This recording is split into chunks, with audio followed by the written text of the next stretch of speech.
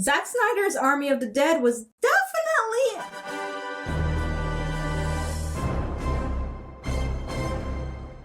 Hello, welcome to my channel. This is Asha Media TV. My name is Asha, and if you're new here, welcome. This is where I like to watch and react and review to a variety of stuff related to sci-fi, fantasy, and comic books. So in today's video, I'm going to give you my review only of Zack Snyder's Army of the Dead. I know for some of you, you've been waiting for a little bit. It's just been about a week now since it's been released on Netflix here in Canada.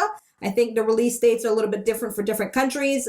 But either way, I watched it on Netflix last week. And so it's taken me a week to finally get to the editing and present to you my review of this movie. If you're more interested in watching my reaction, details about how to access that is in the description box below.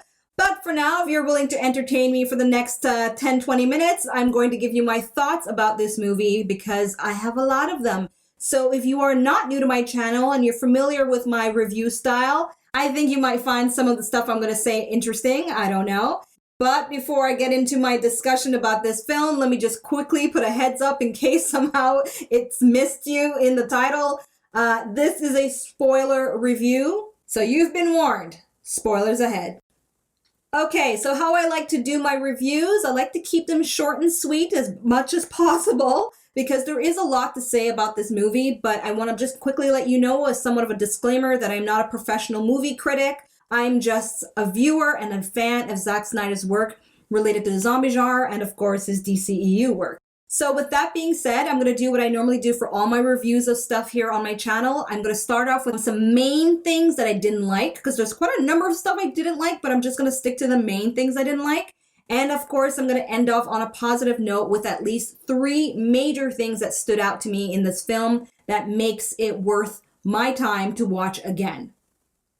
Okay, let's now dive into some stuff about this movie I didn't like at all. That was quite disappointing / I didn't like. So it's a combination of both together. And now for the sake of brevity, I'm only going to name top 3 things I didn't like because there are actually a few more. Not that much more, but I would say maybe a total, I think I had in my mind about 6 to 7 stuff. So as I previously said, just to keep this video short and sweet, I'm just going to talk about 3 of the main things that if they had not put in the film, it would have made it a much better movie. So number 1, the first thing that drove me nuts in this movie, and it actually affected how I felt at the end of it, is the narrative with the daughter, Kate. I don't know why they put that in the story. This was supposed to be like an action-packed, gory zombie movie, and those moments where they're trying to get me as a viewer to connect to this daughter who imposes herself onto this mission with this team to go save this woman who deliberately made the choice to leave her kids behind. I'd understand if it was children, perhaps, that were maybe abducted and brought to the zombie land or something that she went to go and save. But it's a grown adult who made a decision as an adult, and she's like, well, no, that was a wrong decision. How could she? I'm going to go save her, and I'm just going to join my dad's team and do it. And in the end, they died anyway. She didn't, though, and I had a problem with that, too.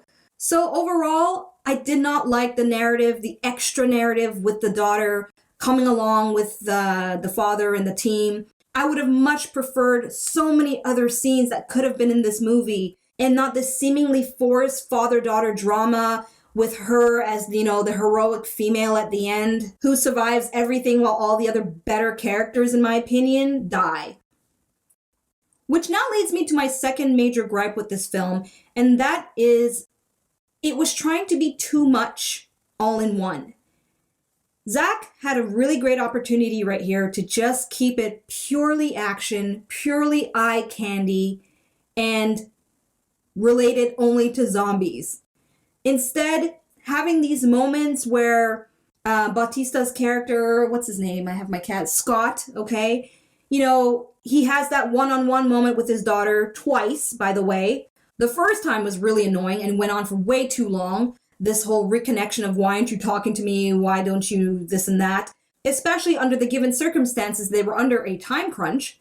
The second part that just got weird in terms of trying to hook me in emotionally, but it did not work, is having this moment all of a sudden where Maria is all like, I only came here not for the money, but to connect back with you.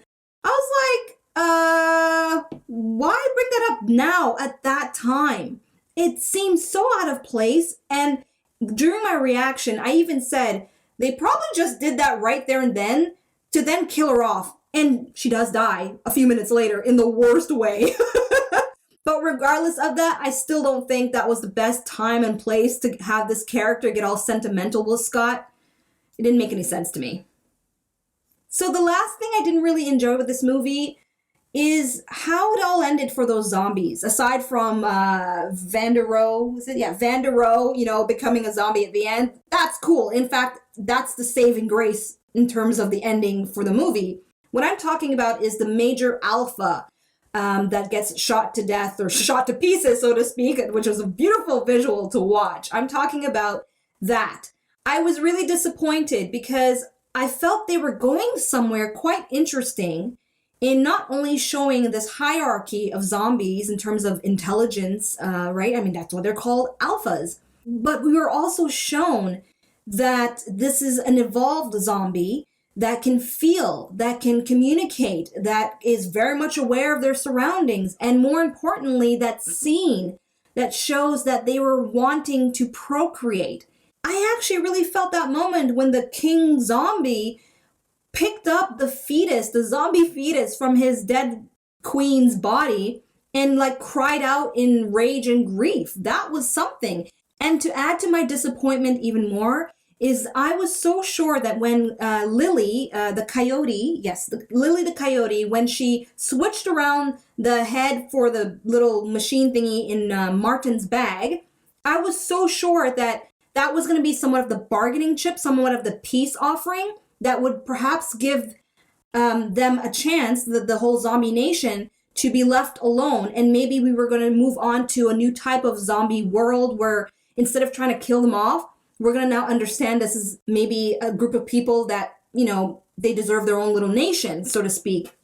Either way, I just did not see it going where they're all going to just be nuked to death, and that was that. It just made me wonder what was the whole point of all of that. In fact, let me know in the comments if you were thinking this too. I thought that when the king zombie speared Coyote in the arm, he didn't necessarily kill her, right? And although she dropped the queen's head and it crushed, I thought, okay, he's probably going to turn her and then she would become his queen, which would have been an interesting circle of things, and then have her be the new queen that perhaps they could have ended off the movie to kind of lead us into a sequel, so to speak, of the zombie nation that could perhaps now procreate, and a lot of interesting madness could have ensued from that. But instead, that's not what they did. And we got the ending with Van der Rohe, who is turning in an airplane. And perhaps that will lead into a sequel with more interesting stuff for Army of the Dead Part 2. Who knows? All right, so I've covered my top 3 things that did not work for me in this movie. Let's now talk about the top 3 things I really did enjoy about this movie and that merits for me to rewatch it again maybe once every couple of years. Number 1, I really loved the characters. I felt if they had taken Kate out of the equation and we just were left with our team that had one mission and one mission only, and that was to go and get that money, right? We would have had a better movie.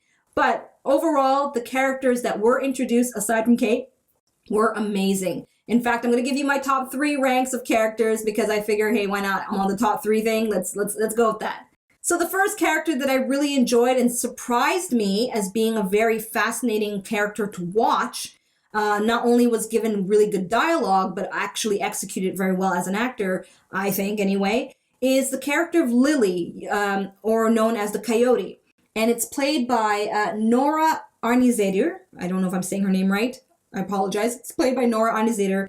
I thought that was a very interesting character because she was somewhat their guide into that world. But at the same time, too, I liked her interaction with Martin, with everybody else. And I felt this actress did a really good job selling this character to me and making me care what happens to her. So that's why I was very disappointed that at the end, she just gets speared by the alpha and we're just left to believe she got bitten eventually by him And then, of course, she dies anyway in the nuclear explosion that happened, which I think is sad because she would have been a really good character to move forward with in sequels, right? Right?